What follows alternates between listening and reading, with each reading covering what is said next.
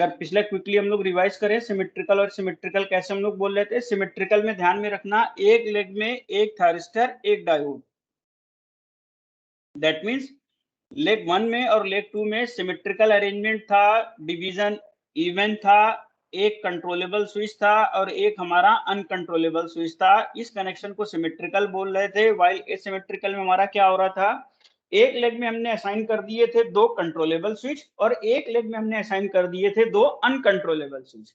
तो लेग 1 में हमारे 2 थायरिस्टर थे और लेग 2 में हमारे 2 डायोड थे। तो इस कनेक्शन को हम लोग बोल रहे थे एसिमेट्रिकल कनेक्शन। तो आज हम लोग को एसिमेट्रिकल कनेक्शन को ही डिस्कस करना है, ठीक है। एसिमेट्रिकल कनेक्शन किस बेसिस पे बोल रहे हैं, इस बेसिस पे बोल रहे हैं लेग 1 और लेग 2 में कैसा डिवीजन हो रहा है। एक हमारा हो रहा है कंट्रोलेबल स्विच वाला लेग है और एक हमारा अनकंट्रोलेबल स्विच है। तो सर्किट के स्विचिंग डिवाइस के बेसिस पे हमारा क्या हो रहा है, ये एसिमेट्रिकल कनेक्शन। कभी कभी वेव फॉर्म को देख के भी आप बता सकते हो कि सिमेट्रिकल कनेक्शन के लिए है कि एसिमेट्रिकल कनेक्शन के लिए है। तो जब सिमेट्रिकल और एसिमेट्रिकल कनेक्शन का डिस्कशन हमारा ओवर हो जाएगा, इसके बाद जब दोनों की वेव फॉर्म हम लोग पैरेलल में कंपेयर करेंगे तो समझ पाएंगे कि क्यों इस कॉन्फ़िगरेशन को हम लोग सिमेट्रिकल बोलते थे या एसिमेट्रिकल बोलना है। तो फिलहाल अभी हमारे पास केवल एक ही तरीका है, एसिमेट्रिकल किसके बेसिस पे बोल रहे हैं, अभी हम लोग स्विचिंग डिवाइसेस के प्लेसिंग के बेसिस पे बोल रहे हैं कि ये कनेक्शन हमारा एसिमेट्रिकल है। जब ये डिस्कशन ओवर हो जाएगा, मे बी नेक्स्ट क्लास में हम लोग जब दोनों की वेवफॉर्म कंपेयर करेंगे तो वहां से भी देख के बता पाएंगे कि क्यों इसको सिमेट्रिकल बोल रहे हैं और क्यों इसको एसिमेट्रिकल बोल रहे हैं। तो नॉमेनक्लेचर जो किया गया है सर्किट का, एसिमेट्रिकल और सिमेट्रिकल, वो दो बेसिस पे है, एक स्विचिंग डिवाइसेस के प्लेसिंग पे। इससे भी एग्जैक्टली आप बता सकते हो कि सर्किट हमारा सिमेट्रिकल है और एसिमेट्रिकल है। और साथ ही साथ जब इनकी वेवफॉर्म कंप्लीट हो जाएगी तो वेवफॉर्म को देख के भी हम लोग बता सकते थे क्यों एसिमेट्रिकल को हम लोग एसिमेट्रिकल बोल रहे हैं और सिमेट्रिकल को क्यों हम लोग सिमेट्रिकल बोल रहे थे। तो अभी हम लोग फिलहाल अपना डिस्कशन स्टार्ट कर रहे हैं। एसिमेट्रिकल से एक लेग में दोनों कंट्रोलेबल स्विच हैं और एक लेग में दो हमारे अनकंट्रोलेबल स्विच है। जैसा हम लोग डिस्कशन करते आए हैं कि पहले हम लोग डिस्कशन करते थे मोड 1,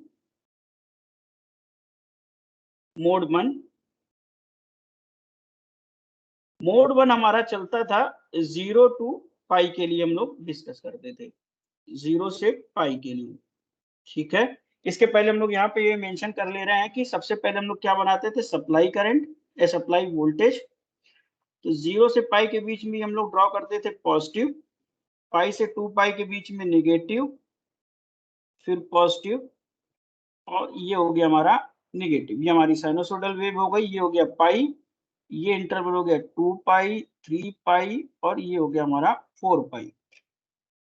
फिर हम लोग अपना एक काम करते थे कि हर एक इंटरवल में मोड में हम लोग मेंशन कर लेते थे कहाँ पे किस थायरिस्टर को हम लोग ऑन कर सकते थे। तो ध्यान में रखना, यहाँ पे दो कंट्रोलेबल है और दो अनकंट्रोलेबल है। तो अनकंट्रोलेबल स्विच को हम लोग कहीं पे मेंशन करने की जरूरत नहीं है क्योंकि वो तो सप्लाई के अकॉर्डिंग ऑन ऑफ होते रहेंगे। हम लोग केवल मेंशन करते हैं कंट्रोलेबल स्विच की कहाँ पे किसको हम लोग ऑन कर सकते हैं। तो 0 से पाई के बीच में, दैट मींस मोड 1 में हम लोग ऑन कर सकते हैं T1 को, सेम एज 2 पाई से 3 पाई के बीच में भी हम लोग ऑन कर सकते थे T1 को। ये सब पुराना डिस्कशन है। इसके बाद अगर हम लोग यहाँ पे बात कर रहे हैं पाई से 2 पाई के बीच में, तो हम लोग ऑन कर सकते हैं T2 को और इस जगह भी हम लोग ऑन कर सकते हैं T2 को, ठीक है।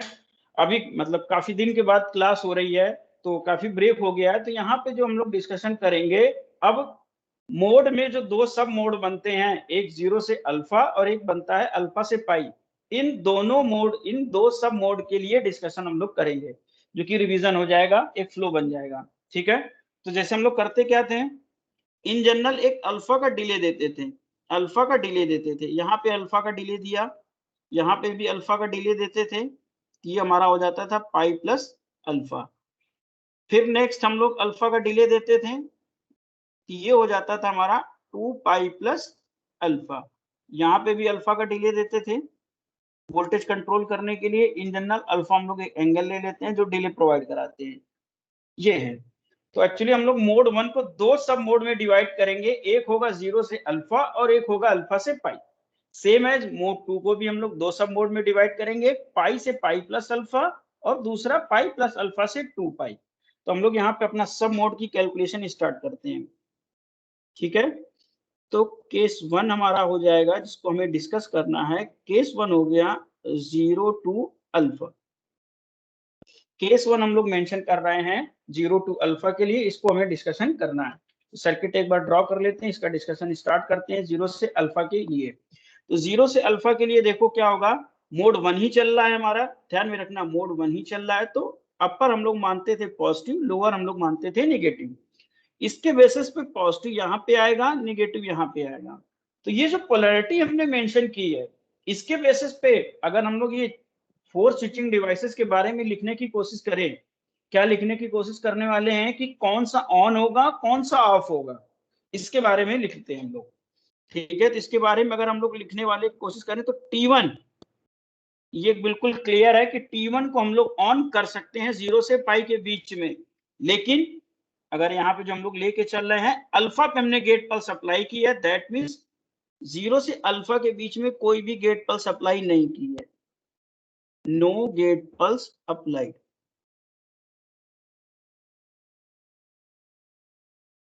तो अगर यहाँ पे हमने कोई भी गेट पल्स अप्लाई नहीं की है तो दैट मीन्स T1 के बारे में तो सिंपली कह सकते हैं ये हमारा क्या होगा, ऑफ होगा। तो T1 तो हमारा ऑफ होगा, इसमें कोई डाउट नहीं है। T1 अगर हमारा ऑफ है तो इसको हम लोग कर दे रहे हैं क्या, इरेज। एग्जाम में इतना आपको डिटेलिंग नहीं करनी है कि हर एक सब इंटरवल के लिए आपको सर्किट बनाना है, ऐसा नहीं है। आपको मेनली फोकस करना है वेव फॉर्म को। लेकिन जब यहाँ पे हम लोग डिस्कशन कर रहे हैं, यहाँ पे कर सकते हैं, तो इसलिए हम लोग हर एक सब इंटरवल के लिए भी अपना सर्किट बना रहे हैं। हाँ, अगर आपके पास टाइम है आप बना सकते हो तो बिल्कुल बनाओ, वो आपका मार्क्स में गेन करने में हेल्प करेगा। अब बात कर रहे हैं हम लोग T2 की। तो T2 तो हम लोग ऑन ही नहीं कर सकते थे मोड 1 में, तो ये भी ऑफ रहेगा, इसमें कोई डाउट ही नहीं होना चाहिए। तो इसको भी हमने कर दिया क्या, ऑफ। ठीक है, इसको भी हमने कर दिया ऑफ। क्लियर थोड़ा सा कर दिया जाए, ये है पॉजिटिव। अब देखो, सर्किट देख के ही हम लोग ये बता सकते हैं D1 और D2 के बारे में कुछ भी बताना कि D1 ऑन है D2 ऑफ है, कि दोनों ऑन है दोनों ऑफ है, यहाँ पे कोई मीनिंग नहीं है। क्योंकि सप्लाई डायरेक्टली ना D1 से कनेक्ट हो पा रही है, ना D2 से कनेक्ट हो पा रही है, ना लोड से कनेक्ट हो पा रही है। हाँ, अगर कोई इनिशियल कंडीशन होती, अगर कोई इनिशियल करंट कंडीशन होती, दैट मींस इंडक्टर में कोई इनिशियल करंट हो रही होती, तो डेफिनेटली सर्किट के लिए D1 और D2 ऑन रहे होते। लेकिन यहाँ पे कोई मीनिंग नहीं है यहाँ पे डिस्कस करने का। आप चाहो तो ये लिख सकते हो कि यहाँ पे हमारा D1 भी ऑफ रहेगा और D2 भी हमारा क्या रहेगा, ऑफ। ये हमने तब मेंशन किया है जब सर्किट में कोई भी इनिशियल कंडीशन नहीं है। एक मिनट, यहाँ पे नहीं लिखे, यहाँ पे नो इनिशियल कंडीशन। ठीक है, ये D1 D2 ऑफ तब हम लोग बोल रहे हैं, ये एज्यूम कर रहे हैं कि सर्किट में कोई भी इनिशियल कंडीशन नहीं है, कोई भी इनिशियल कंडीशन नहीं है। दैट मींस इंडक्टर में कोई भी करंट नहीं है, नो करंट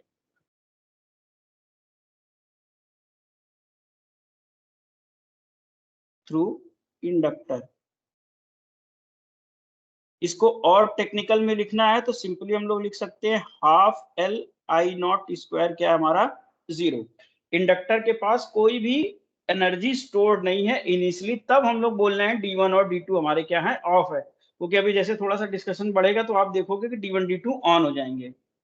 तो यहाँ पे इसमें कोई डाउट नहीं है कि हमारा क्या है, 0 से अल्फा के बीच में सर्किट अगर ये है तो देख के ही हम लोग बता सकते हैं कि आउटपुट वोल्टेज अगर हम लोग प्लॉट करने की कोशिश करेंगे तो ये क्या हो जाएगा, 0। ठीक है, आई नॉट की बात कर रहे हैं तो आई नॉट अभी हमारे डिस्कशन के अकॉर्डिंग ये 0 होना चाहिए था, ध्यान में रखना, ये 0 होना चाहिए था। लेकिन यहाँ पे अभी हम लोग 0 नहीं प्लॉट कर रहे हैं, क्यों, क्योंकि लिटरेचर से हमें अपनी वेवफॉर्म मैच करनी है, और लिटरेचर में हमेशा फर्स्ट साइकिल नेग्लेक्ट करके ही बनाते हैं। दैट मीन्स जो वेवफॉर्म मैच होगी वो आफ्टर 2 पाई मैच होगी। तो लिटरेचर से मैच करना है तो हम लोग ये अब एज्यूम करके चल रहे हैं कि हम बनाएंगे क्या, आफ्टर 2 पाई। शुरू में हम लोगों ने नहीं बनाया था, वहां पे बताया भी था कि ये आपकी जो वेव फॉर्म है 2 पाई के बाद मैच करेगी, लेकिन यहाँ से अब हम लोग लिटरेचर को मैच करा के ही चलने वाले हैं। ठीक है, तो अभी तो वी नॉट 0 से अल्फा के लिए हमने बना दिया 0। हमारे डिस्कशन के अकॉर्डिंग अगर इनिशियल कंडीशन नहीं है तो आई नॉट भी हमें 0 बनानी है। ध्यान में रखना, आई नॉट हमारी 0 बनानी है। अगर आपने ये ऐसे बनाया, अगर आपने यहाँ पे ये 0 मेंशन कर दिया तो that means half L I not square आप मान के चल रहे हो 0 है इनिशियली। ठीक है, अगर ऐसे बना रहे हो तो लिटरेचर से लेकिन ये मैच नहीं करेगा, इसलिए इसको हम नहीं बना रहे हैं, ये हम लोग यहाँ से हटा रहे हैं। अभी थोड़ी देर में देखना वो रिपीट होके वही आ जाएगा घूम के। अब हम लोग चल रहे हैं केस 2 पे। केस 2 हमारा हो जाएगा अल्फा टू पाई। अल्फा टू पाई में हम लोग करने के वाले हैं गेट पल्स अप्लाई कर रहे हैं। तो जब गेट पल्स हम लोग यहाँ पे अप्लाई करेंगे, यहाँ पे कहाँ लिखा है, यहाँ लिखा है, ठीक है, तो ये लिख देते हैं। हमने यहाँ पे गेट पल्स क्या कर दी है, अप्लाई कर दी है। तो जैसे ही हम लोग गेट पल्स अप्लाई करेंगे तो हम लोग बोल सकते हैं T1 हमारा क्या हो गया है, ऑन। पोलैरिटी एक मिनट मेंशन कर लें, पॉजिटिव नेगेटिव। तो T1 हमारा ऑन हो गया, तो T1 जैसे ऑन हुआ तो इसको कर दे रहे हैं शॉर्ट। T1 हमारा ऑन हो गया। ठीक है, T2 के बारे में हम लोग बोल सकते हैं कि T2 तो अभी भी ऑफ रहेगा क्योंकि वो मोड 2 में ऑन होगा, तो इसको हमने कर दिया ऑफ। इसको क्लियर कर लेते हैं थोड़ा सा।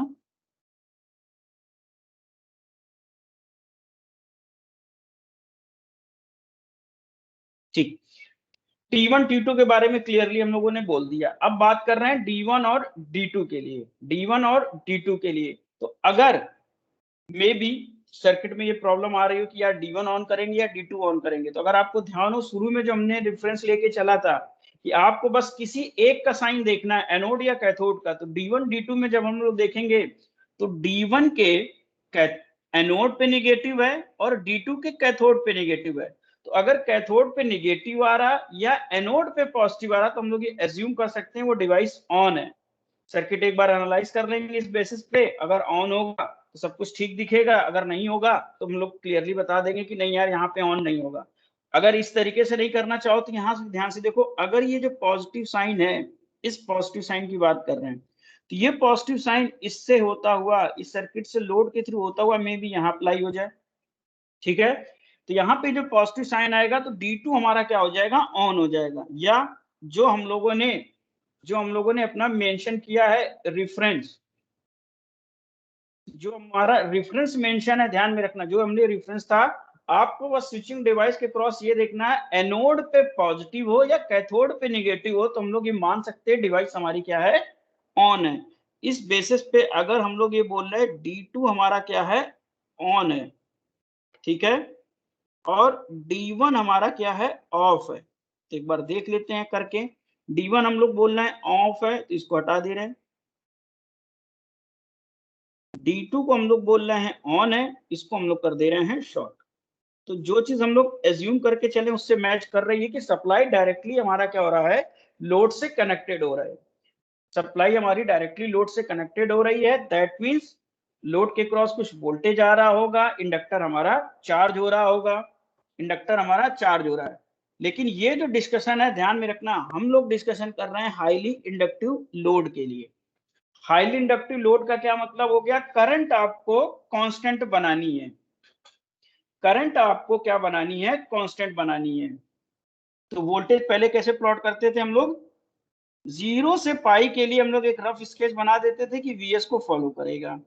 ठीक है, अल्फा पे हमने ट्रिगर कर दिया तो अल्फा से हमारा वोल्टेज फॉलो करेगा Vs को, यहाँ पे वोल्टेज 0 हो जाएगा। अब यहाँ ध्यान में रखना, जब आपने एज्यूम कर लिया कि लोड आपका क्या है, हाईली इंडक्टिव, तो हाईली इंडक्टिव का मतलब क्या, आपको एक कांस्टेंट वैल्यू बनानी है और कॉन्टिन्यूअस। तो अल्फा से पाई के बीच में ये करंट हमारी आ गई आई नॉट। अब आई नॉट की वैल्यू कुछ भी ले सकते हो, सपोज हमने ले लिया करंट की वैल्यू आई नॉट भी लिख सकते हो, आई भी लिख सकते हो, कुछ भी लिख सकते हो, ये करंट हो गई आई। तो ये हो गया हमारा मोड 1 का डिस्कशन कि अल्फा से पाई के बीच में हमारा वोल्टेज Vs को फॉलो करेगा, अल्फा से पाई के बीच में एक करंट फ्लो करेगी, उसकी वैल्यू कांस्टेंट होगी, मैग्नीट्यूड आप कुछ भी लिख सकते हो, I not, I one, I dash कुछ भी लिख सकते हो, ठीक है। यहाँ पे आई नॉट इसलिए नहीं लिख रहे हैं क्योंकि इस एक्सेस को आई नॉट मान के चले हैं, तो करंट की वैल्यू कुछ और असाइन कर दे रहे हैं आई। अब ये चाहे 2 एम्पियर हो, 3 एम्पियर हो, 10 एम्पियर हो, 1 किलो एम्पियर हो, इससे हमें मतलब नहीं, बस एक जनरल नाम दे दिया आई। अब हम लोग चल रहे हैं अपने सेकंड मोड में, देखते हैं सेकंड मोड में क्या होगा। तो मोड सेकंड में जब हम लोग चल रहे हैं, मोड सेकंड, तो मोड सेकंड हमारा होता है pi to 2 pi, pi to 2 पाई। तो पाई टू 2 पाई में अगर फिर से ध्यान देखोगे तो दो सब इंटरवल बनेंगे, एक होगा पाई से पाई प्लस अल्फा और एक पाई प्लस अल्फा से 2 पाई। दैट मीन्स एक इंटरवल ऐसा सब इंटरवल जिसमें हमने फायरिंग अप्लाई नहीं की है, गेट पल्स अप्लाई नहीं की है, और एक इंटरवल जहां पे हम लोग पल्स अप्लाई कर रहे हैं। तो दो मोड इसमें भी हम लोग डिस्कस कर रहे हैं। तो हमारा केस 1, मोड 1, सब मोड 1, आप जैसे भी लिखना चाहो। यहाँ पे हमारा हो गया केस 1, ये है pi to pi plus alpha, pi to pi plus alpha. इसके लिए भी हम लोग सर्किट डायग्राम यहाँ ड्रॉ कर लें, ठीक है।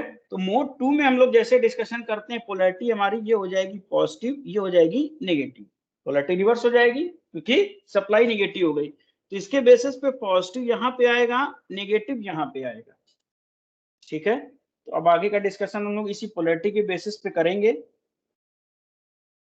बस आगे का डिस्कशन करते समय ये ध्यान में रखना है आपको कि यहाँ पे करंट आ चुकी है, इंडक्टर हमारा चार्ज हो चुका है, इंडक्टर चार्ज हो चुका है। तो मोड 2 में ध्यान में रखना, यहाँ पे हम ये इनिशियल करंट मेंशन कर दे रहे हैं आई। ये आई क्या है, ये हमारी क्या है, इनिशियल करंट है,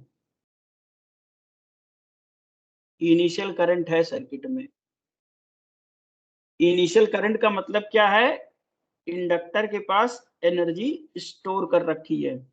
इंडक्टर के पास एनर्जी कितनी है, हाफ एल आई स्क्वायर, ठीक है। तो इसके बेसिस पे हमें डिस्कशन यहाँ पे करना है। तो जैसे हम लोग करते आए हैं डिस्कशन, पहले मोड 2 की बात कर रहे हैं, तो T1 के बारे में क्या होगा अभी हम लोग बताते हैं, थोड़ी देर में बताएंगे। T2 तो डेफिनेटली हमारा ऑफ होगा क्योंकि हमने गेट पर सप्लाई नहीं की है, यहाँ पे मेंशन कर लो क्योंकि रिवीजन करो तो बाद में दिक्कत ना हो। नो गेट पल्स अप्लाइड,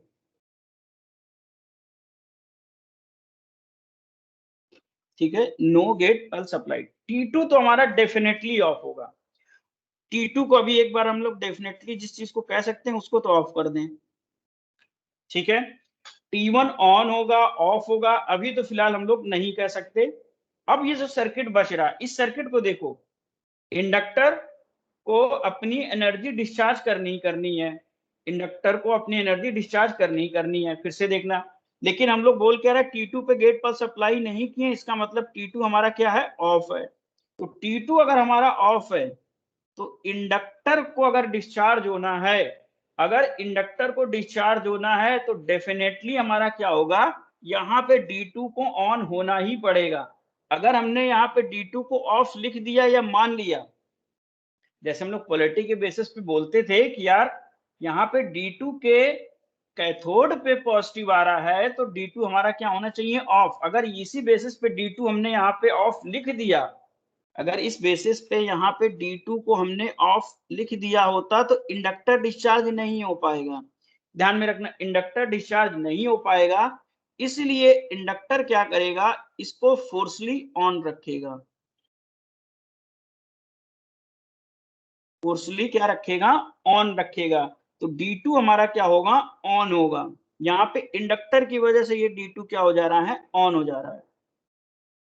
आप अगर बाद में रिवीजन करो तो ध्यान रखो, ये है ड्यू टू इंडक्टर, D2 हमारा क्या होगा, ऑन होगा। तो D2 अगर ऑन है, ठीक है, D2 अगर हमारा ऑन है तो करंट तो हमारी डेफिनेटली क्या जाएगी, D2 के थ्रू जाएगी। अब करंट को वापस लोड में आने के लिए ध्यान से देखना, यहाँ पे इस पॉइंट पे फोकस करना, करंट को वापस लोड में आने के लिए दो पाथ हैं। एक पाथ क्या है, वो सप्लाई के थ्रू होते हुए लोड में आए। दूसरा पाथ, अगर हम लोग यहाँ पे ध्यान से देखो, अगर यहाँ पे ध्यान से देखो, D1 के एनोड पे पॉजिटिव साइन है, D1 के एनोड पे पॉजिटिव साइन है, और अगर यहाँ से D1 हम लोग थोड़ी देर के लिए अभी ऑन मान रहे हैं, D1 अगर हम लोग ऑन मान रहे हैं, एज्यूम कर रहे हैं, इसको अगर हम लोग शॉर्ट करके 1 मिनट एनालिसिस करने की कोशिश करें, तो अब आप ये बताना, सोच के देख के बताना कि जो करंट आई है उसके पाथ दो पाथ हैं, यहाँ पे हम लोग मेंशन कर लें, जो कि अगर रिवीजन करो तो प्रॉब्लम ना हो। करंट के पास हमारे पास दो पाथ हैं, वो कहाँ जाए, पहले सप्लाई में जाए देन लोड में जाए, पाथ 1, इसको बोल देना है पाथ 1। और दूसरा करंट के पास दूसरा पाथ है कि वो D1 में जाए और फिर लोड में जाए, ये हमारा पाथ 2। इन दोनों पाथ में से बताओ कि अगर करंट को प्रीफर करना होगा तो वो कौन सा पाथ प्रीफर करेगी, पाथ 1 या पाथ 2? अपना पाथ तो कंप्लीट करना है, लोड में, लोड से निकल रही है तो लोड में जाना ही जाना, दो पाथ हैं उसके पास, या तो वो सप्लाई में चली जाए और फिर लोड में जाए, या वो डायरेक्टली D1 के थ्रू होते हुए लोड में जाए। तो प्लीज कोई अपना आंसर दे दो कि पाथ 1 पिक करना चाहिए या पाथ 2 पिक करना चाहिए।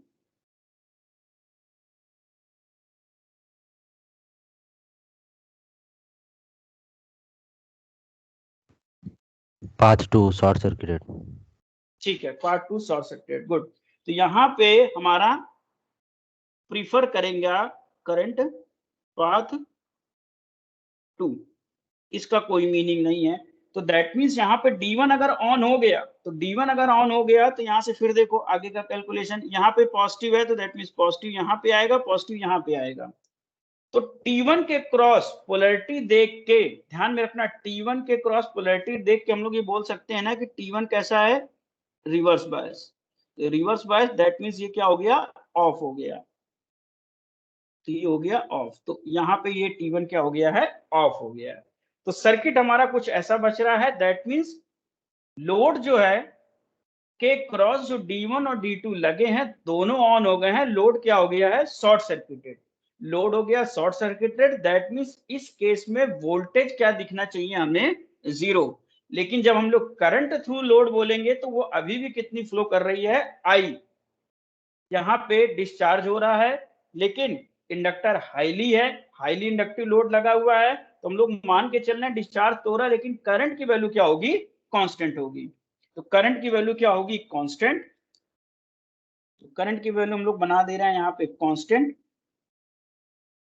पहले वाले केस में हम लोग इसको थोड़ा सा डाउन बनाते थे, डिस्चार्ज होता हुआ दिखाते थे, वहां पे जनरल इंडक्टर होता था। यहाँ पे हाईली इंडक्टिव लोड है तो यहाँ पे कांस्टेंट वैल्यू बना रहे हैं। और पाई से पाई प्लस अल्फा के लिए चूंकि D1 और D2 ऑन है, D1 और D2 ऑन है, तो लोड हमारा क्या हो रहा है, शॉर्ट सर्किटेड हो रहा है। लोड हमारा शॉर्ट सर्किटेड हो रहा है, इसलिए वोल्टेज क्या आ रहा है हमारा, 0 आएगा। अब नेक्स्ट हमारा जो डिस्कशन है वो हो जाएगा पाई प्लस अल्फा से 2 पाई के लिए, दैट मीन्स केस 2। केस 2 ये डिस्कशन है हमारा पाई प्लस अल्फा से 2 पाई के लिए, ठीक है। यहां पे हमने गेट पल्स अप्लाई कर दी है, गेट पल्स अप्लाइड, ठीक। यहाँ पे हमने गेट पल्स अप्लाई कर दी है, तो सर्किट एक बार ड्रॉ कर ले, इसके बाद का डिस्कशन हम लोग करेंगे।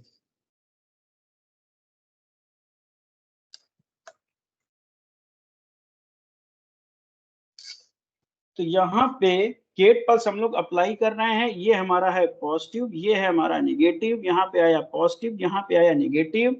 अभी भी करंट हमारी कितनी है सर्किट में, आई है, ये इंडक्टर के थ्रू करंट कॉन्टिन्यूसली बनी हुई है।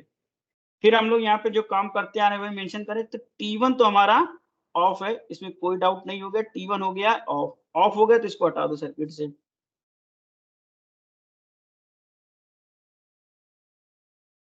ठीक। T2 पे हमने गेट पल्स अप्लाई कर दी है, तो T2 तो हो गया ऑन, इसको ऑन कर देते हैं।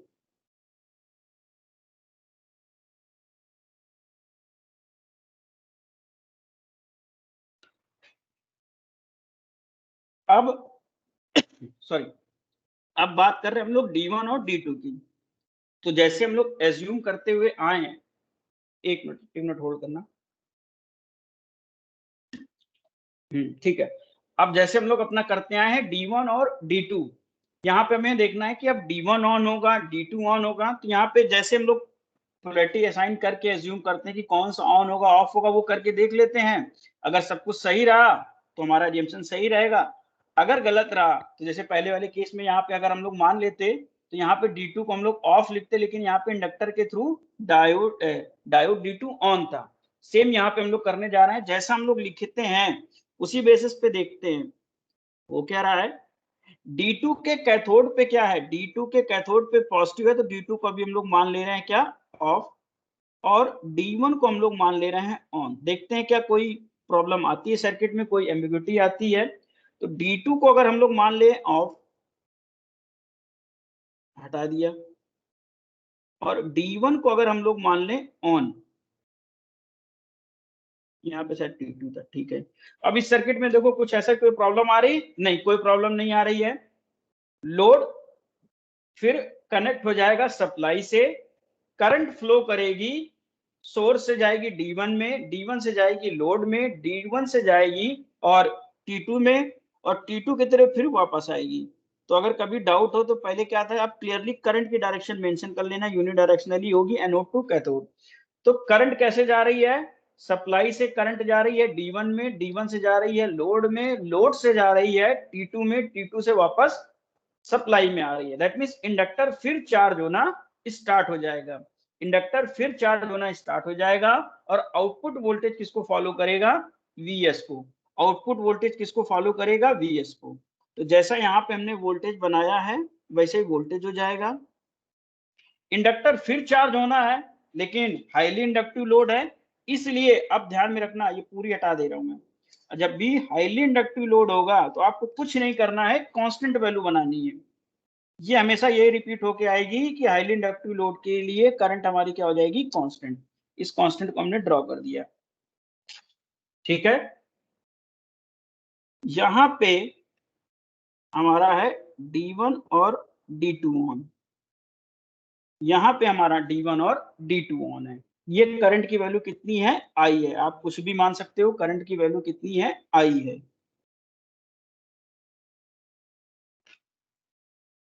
तो इस तरीके से हमारा क्या होगा, आप डिस्कशन कंप्लीट करते जाओगे, फिर यहाँ पे वोल्टेज 0 मिलेगा, फिर यहाँ पे वोल्टेज Vs को फॉलो करेगा, यहाँ पे भी Vs को फॉलो करेगा, और डिले वाले टाइम पीरियड में वोल्टेज हमारा 0 होगा। हर एक डिले वाले टाइम इंटरवल में हमारा जो D1 और D2 लगे हुए हैं ये ऑन हो जाएंगे, और इसी बेसिस पे यहाँ पे भी हम लोग बोल सकते हैं D1 और D2 हमारे ऑन हो जाएंगे, अगर फर्स्ट साइकिल हम लोग निग्लेक्ट कर रहे हैं।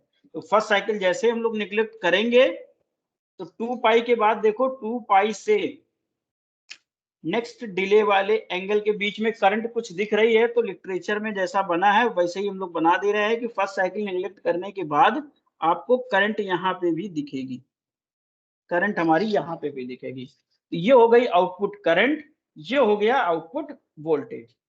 जितने भी डिले वाले टाइम पीरियड हैं, डिले वाले एंगल के टाइम पीरियड हैं, 0 से अल्फा, पाई से पाई प्लस अल्फा, 2 पाई से 2 पाई प्लस अल्फा, 3 पाई से 3 पाई प्लस अल्फा, इसमें लोड के पैरेलल में जो लेग 2 में दोनों डायोड कनेक्टेड हैं ये ऑन हो जाएंगे।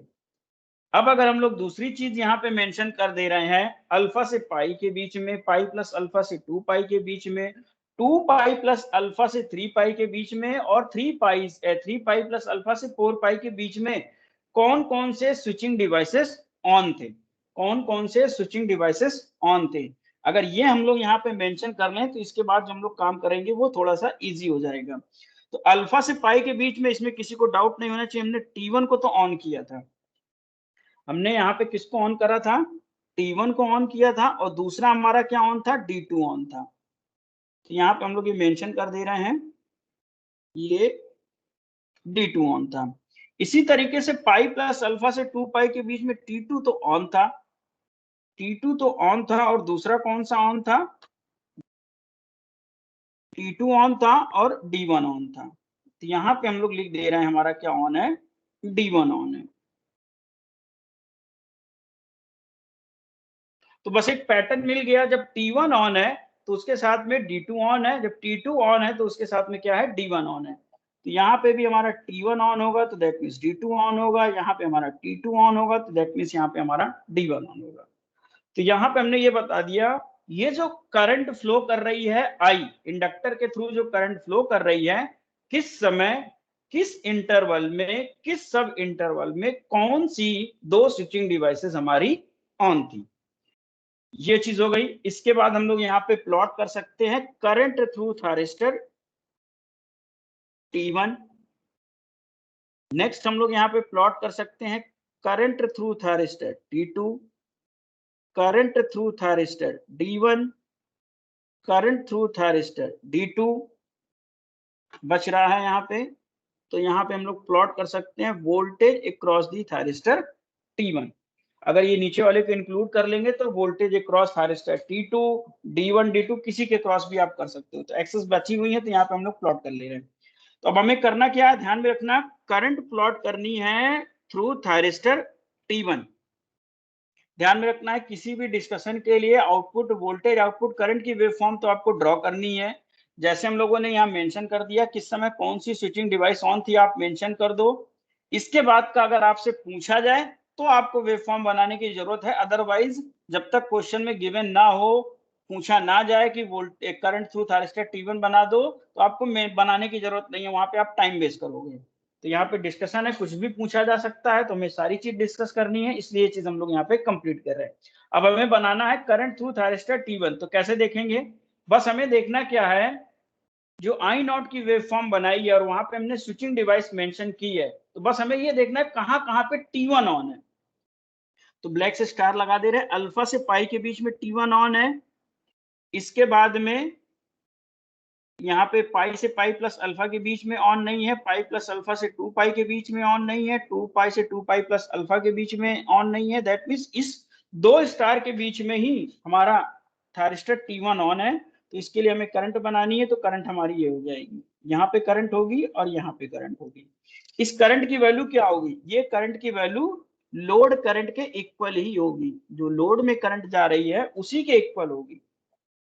ठीक है, इस करंट की वैल्यू जो लोड में करंट जा रही है उसके इक्वल होगी। तो ये करंट की वेव फॉर्म आ जाएगी।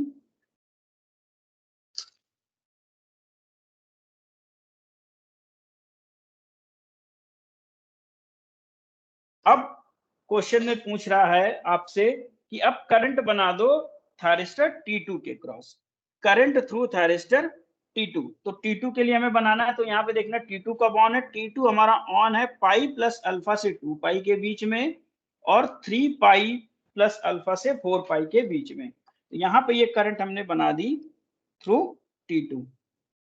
यहाँ पे भी इसका भी करंट का मैग्नीट्यूड अभी भी आई होगा, बाकी रेस्ट जगह क्या होगी, करंट थ्रू थारिस्टर T2 क्या होगी, 0 होगी। ये बन गई करंट हमारी यहाँ पे। अब पूछ रहा है करंट थ्रू थारिस्टर D1 बना दो। तो करंट थ्रू थारिस्टर D1 बनाने के लिए फिर हमें वही करना है, देखना है कि कहां कहां पे D1 हमारा ऑन है। तो D1 देखो 0 से अल्फा के बीच में ऑन है, फिर D1 हमारा इस डिले वाले पोर्शन में ऑन है, फिर D1 हमारा यहाँ पे ऑन है, फिर D1 हमारा इस जगह ऑन है, फिर D1 इस डिले पोर्शन में ऑन है और D1 यहाँ पे ऑन। तो जहां जहां स्टार है इसको थोड़ा सा ध्यान से देख के बनाना, कहीं पे भी में भी कोई एक पॉइंट मिस हो जाए, कोई एक सब इंटरवल मिस हो जाए। तो यहाँ पे करंट है, ये पूरे में करंट है और इस पूरे में करंट है। ठीक है,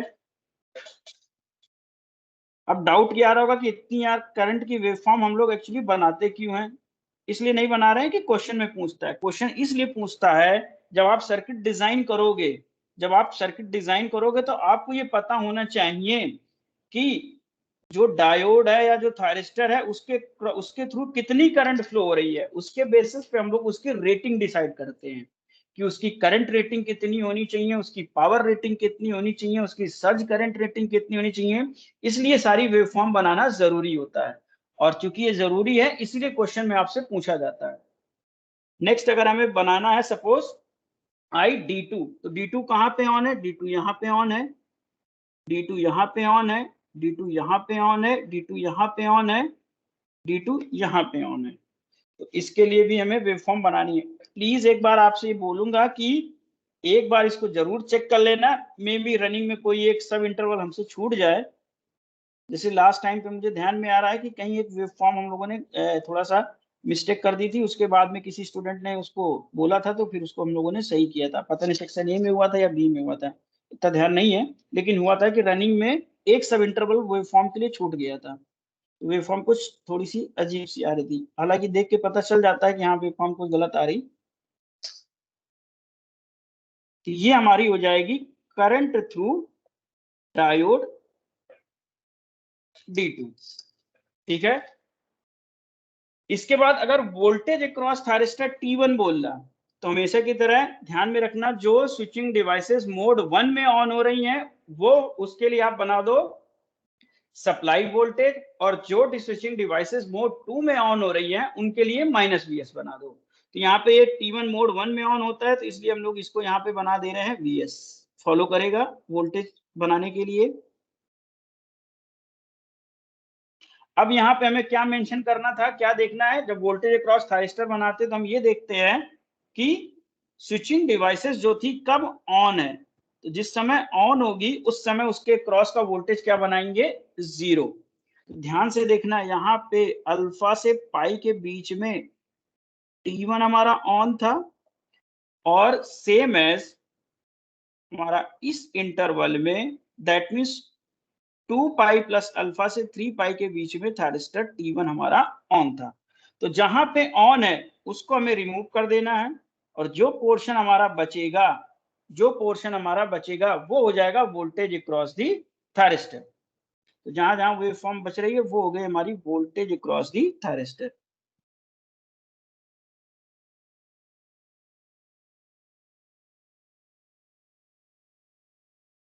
अब यहाँ पे एक्सेस खत्म हो गई है, इसलिए हम लोग यहाँ पे डिस्कशन अब आगे वेवफॉर्म नहीं बनाएंगे। आप वहां पे इसको एक्सटेंड डिस्कशन कैसे कर सकते हो, वोल्टेज अक्रॉस थायरिस्टर T2 बना सकते हो, वोल्टेज अक्रॉस डायोड D1 बना सकते हो, और D2 बना सकते हो, ठीक है।